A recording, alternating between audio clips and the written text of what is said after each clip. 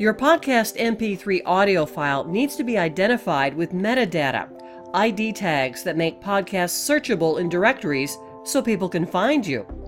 It's simply information about the episode, the show title, author name, description. Remember, you were doing this before submitting the MP3 to a host service. Now you can tag your audio file within your hosting service or just use iTunes. That's what I'm going to do. I'll click into my iTunes library.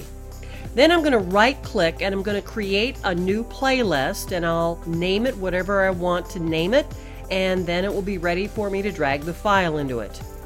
Next, I want to drag the edited MP3 audio file into that playlist title. Now you're going to right-click and scroll down to Song Info.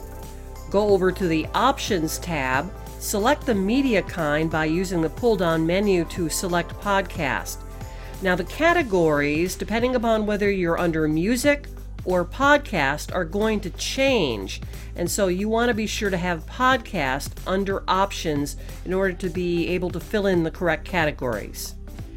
Now I'm going to go into Details, and under the title, I'll put in the episode title. The author is the host. The podcast is the podcast title.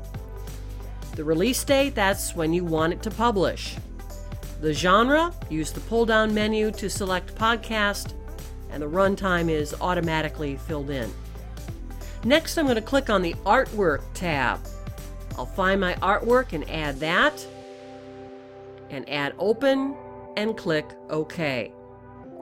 Now I'll go to the description area, type in what this episode is all about. Not the podcast itself, but the episode. Make it interesting and not dry, and then click OK. Now this file is saved and tagged, and you're going to save it back to your iTunes library, ready for upload to your media host service.